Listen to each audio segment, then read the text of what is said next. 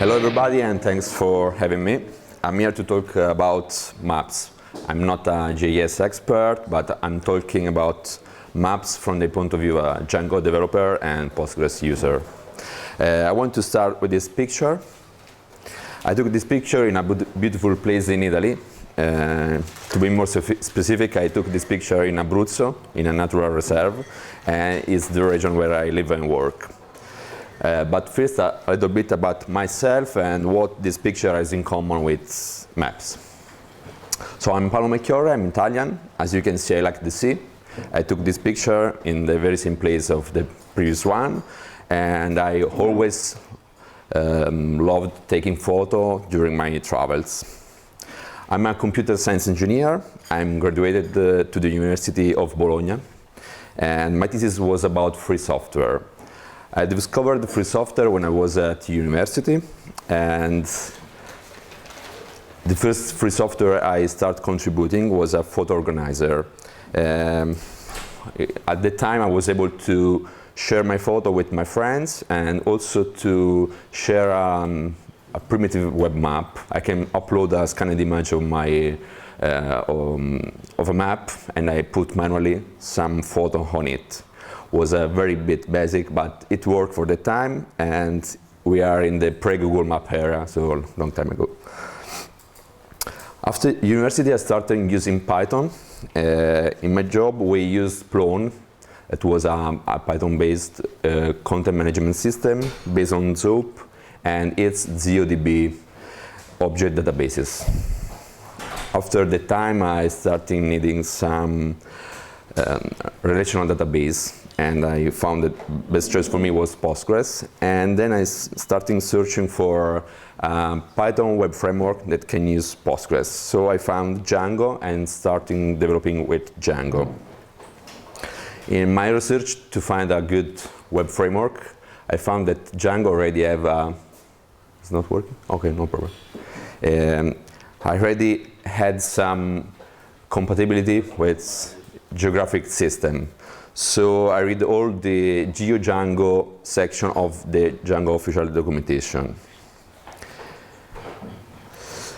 After that period, I started working remotely as a Django consultant, and in the last year, I'm started working with 20Tab as a senior developer. 20Tab is a software company based in Rome with a lot of remote workers, and as a company, we attend and support local meetups and free software conference like that one, or Python conference, other type of conference. In 20Tab, we use agile and lean methods and the growth marketing approach. But the main part of our work is software development with technology like Python, Django, React, and obviously Postgres. Some months ago, one of our customers asked to us to add a dynamic map in their website because they wanted to show their data on a map. So I started studying again the GeoDjango documentation that I read a long time ago to find a simple way to integrate a web map into a Django project. And this is also the goal of this talk. Okay. Our goal is clear, so let's see the main topic of this talk. We are talking about maps, and we also are going to travel all around Europe. We will start from Abruzzo, the region where I come from, and we will speak about GeoDjango. Then we'll go to Rome, the city where 20Tab is based, and we'll see all the PostGIS features. We'll go south to Sicily, the region where our front-end colleague Carmelo comes from, to speak about Leaflet, JS. After that, we will come here to Bologna to see a basic web map built from scratch with Django, obviously. And at the end, we will go to the south of France, where our customer is located, to see a use case with a web map integration in a Django project already deployed in production. So start with web map. A web map allows users to view and search for data in a special way. And it's common to add one nowadays into a web project. Usually a map is delivered by a geographic information system, and it can be static or dynamic. You can interact with it, or maybe you can only view it. The map can use raster or vector tiles to represent the surface, and usually the data is stored in a special database. And the web map at the end will use a JavaScript library to show data on your web pages. So we already talked about GeoDjango, but what is GeoDjango? GeoDjango is a Django contrib module that transforms Django into our geographic web framework. It provides new special fields types that you can use in your models. GeoDjango adds special queries to the GeoDjango ORM. For example, you can find a particular point in an area with it. GeoDjango extends the Django admin application. It adds support for editing geometry fields. And finally, GeoDjango provides 4 special database support and with backends. As you can imagine, we needed a backend to manage all this geographical data in our project, and our choice was PostGIS, because we already have Postgres in our stack. But besides that, we found that PostGIS is also the most complete GeoDjango backend. PostGIS is an extension of Postgres, and it integrates spatial data in it. PostGIS adds new spatial data types and specific indexes that speed up the function you can use with your data. The last layer of our stack was Leaflet. Leaflet is one of the most used JavaScript libraries for web maps. It's a free software, and it's both desktop and mobile friendly. Leaflet is very light. It weighs less than 40 kilobytes of gzipped JavaScript.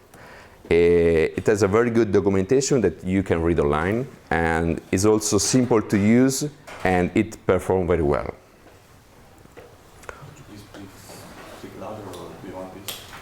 I have to... No, so you have to speak a little bit louder. Okay. Okay.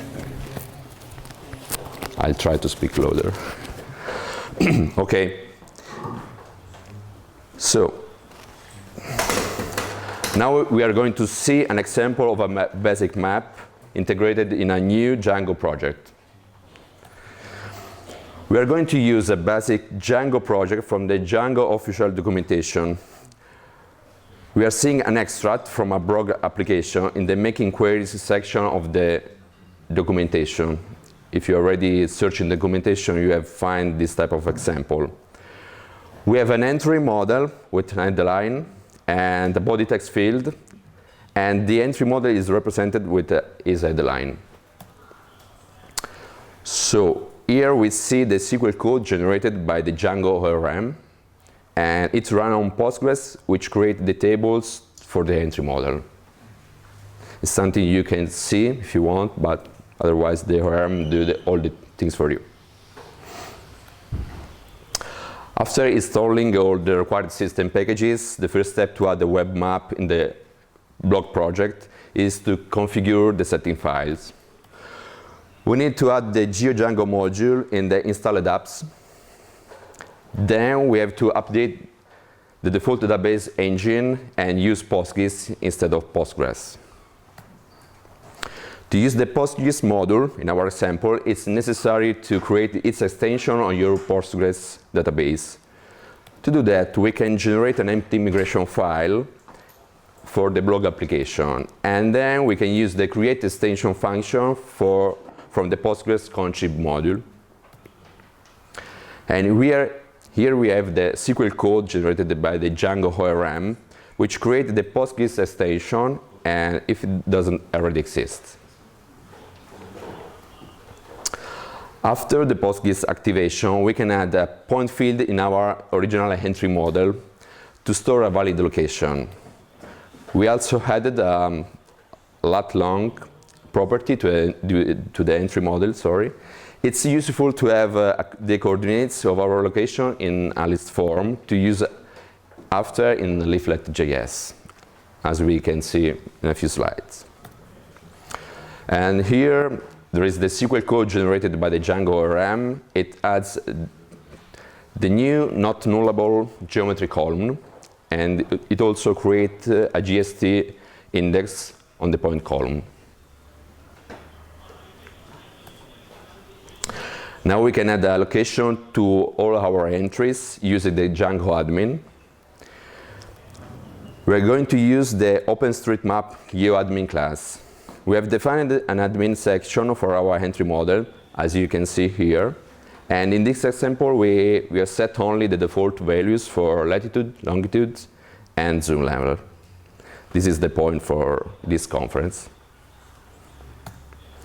After doing that, this very nice map will show up on your admin page.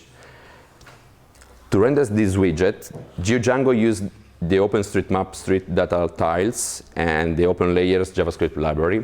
It's a different JavaScript library from Leaflet, but it's more complex to use, so we are going to use, in our example, another one. Okay. When we have added a lot of points using our admin, we can show them on a dedicated web map page. To do that, we are going to use a generic class-based view from Django. We need a list view with a filter that returns only entries having a valid point. Then we can connect this view to our URL path. When the view is called, this code, which is generated by the Django ORM, runs on Postgres. This query only retrieves the rows with a not null point from the entry table. Finally, to show the map, we need a simple HTML template. We have to link the Leaflet style sheet and the Leaflet JavaScript file to the header section. Another mandatory step is to add a div and an ID. If you want, you can specify some style rules, like width or height. And we have an empty JavaScript section for now, because the slide is very small. Okay, here you can see the JavaScript code that complete our pages and draw our map. We have to define our map by setting the default latitude and longitude and the zoom level. In this case, the central point is Bologna. Then we have to add the tile layer. And we are using the one from OpenStreetMap. As a final step, we cycle on all the entries that we received from the view, and we create a marker on the map for each of them.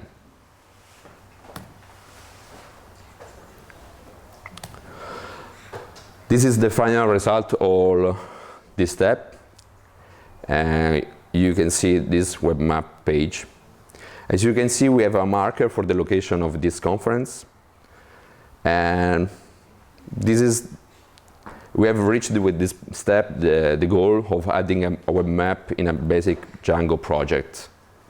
In our sample, the project was the basic blog app from the Django documentation. But what we can do when the project is bigger and maybe is already deployed in production. In our use case, the already deployed website was Mer de Mer. It's an international real estate website that advertises coastal properties close to the sea for sale and rental. The website has been online since 2014 and it's translated in 8 languages. At the moment, it contains almost 100,000 active AD in about 40 countries spread over 6 continents. This is a screenshot of the original website in mobile version. The first version of the website was developed with Django 1.6 and it ran on Python 2.7. The data are stored on Postgres 9.3 and there was only one location field in all the database and it's stored as a text. Leaflet 1.0 was used to show a static and view-only map with almost no user interaction.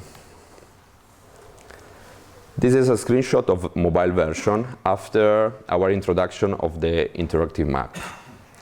It was developed with Django 2.2, GeoDjango, and Python 3.6. The data is stored in Postgres 10, and the special data is stored in geographical fields, thanks to PostGIS 2.4. Leaflet JS 1.5 was used to allow users to display and interact with dynamic map on mobile and desktop. Okay, this is an extract of two models of our project. This time we have imported two fields from GeoDjango. In the city model, we used a multi-polygon field to store the borders data. In the agli model, we used a point field to store its location. But now, let's take a closer look to the SQL code generated by the Django ORM. First, we have the SQL code for the city table. It's a not nullable geometry multi-polygon column, and it also creates a GST index for it. Second, we have the SQL code for the agli table. It's a not nullable geometry point column, and like for the city table, it creates a GST index for it. As you can imagine, in our project, we needed a more complex approach than before to serve the special data. We decided to build a RESTful API with Django REST framework. We also used Django REST framework JS as a geographical DOM, and Django filter for filtering support. After the installation, we needed to add them to the installed apps in settings. The first step to build our API is to write a serializer. We inherited it from the Geo feature model serializer, imported from Django REST framework GIS. In order to define our serializer, we had to specify the model, the geo field in our model, and the additional field we want to add in our GeoJSON. And now we need to write the view. We imported the read-only model view set from Django REST framework and the serializer we wrote before. Our view set inherits from the first one. And in the query set, we filtered all the agli with allocation. The bound box filter field and the filter backend allow us to filter the API using a bound box. A bound box is an area defined by 2 longitudes and 2 latitudes, and in our page is the map area. When the view is called, this SQL code, which is generated by Django ORM, run on Postgres. This query retrieves the rows from the agli table, but only the ones contained in the map area. The last step to building our API is to have the URL. After the view set definition, we imported the default Django REST framework router, so we can register our markers paths. We'll get data from API every time we will move our map in the web map page. Okay, now by calling our API, we will receive our GeoJSON data. This is only a small extract of a GeoJSON with 1 point, its coordinates, its ID, and no additional property. But in the real project, we have a very big GeoJSON with a lot of properties in it.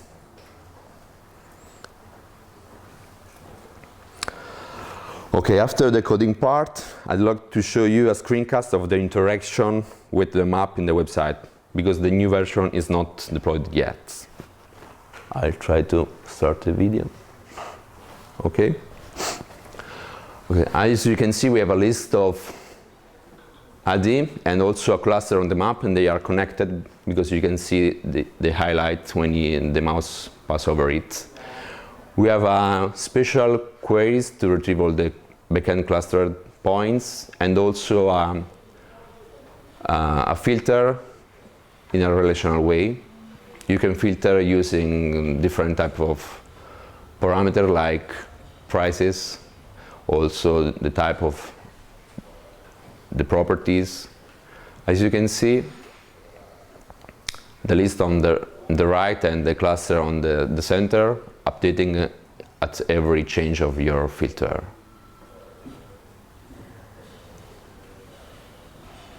Everything is functioning with our API. And we are still connected to the cluster with the list on the right. You can reset the filter section.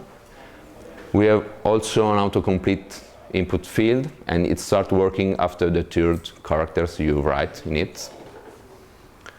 You can change the location of your search, and Leaflet do all these things for us.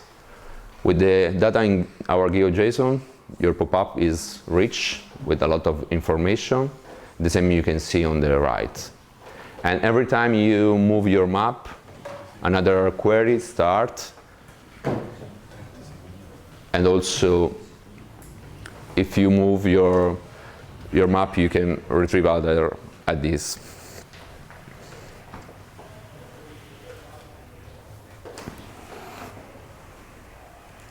Okay. Not again. Sorry.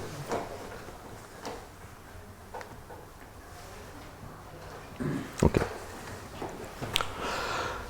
Now I want to show you again this photo. In the center, it shows a typical construction on the Abruzzo coast, and its name is Trabocco. I choose this photo because starting from photo like that, I developed my interest in web mapping, and also because our use case project was about coastal properties. But now, let's summarize what I've shown you. So it's possible to have an out-of-the-box web map with GeoDjango, PostGIS, and Leaflet. It's also possible to execute spatial and relational queries at the same time. Your stack will be composed only by Django and Postgres.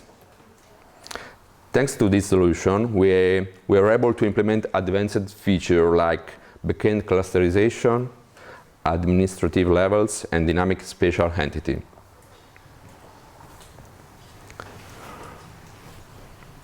I want to share with you all the resources that I used to prepare this talk and to develop the web map and the project. Whenever possible, we refer to the official documentation of all packages, GeoDjango, PostGIS, and Leaflet. And we also referred a lot of time to the code repository itself. And now some acknowledgements. I would like to thank Melchiorre for trusting us to refactor and improve their website. I would like to thank 20tab for giving me the opportunity to be here with you all. And sorry, by the way, they are looking for a developer, so you can apply using this email address if you want. You can use this QR code to visit the talk section of my website, and you can find in this URL the slide I shown you. They are already online. Some code sample and all the resources URLs I show you. You can also add comments or ask questions about this talk, about this topic. The slide and all the content of my website are released under Creative Commons license. So thank you. You can contact me with my website or on my Twitter account. Thank you.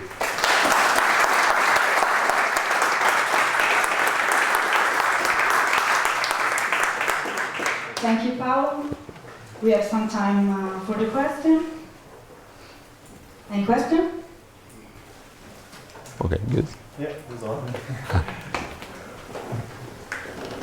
Just a quick question. You say that every time you move your map, you're doing this. Where are you? How does it work in terms of performance? You feel like dragging back and forth, back and forth. Yeah, our front-end developer adds some trick to don't request everything for every small movement, but only if you move a little bit more. There is a data protection or something. What? Data protection for this. Yeah. We also do some caching about this.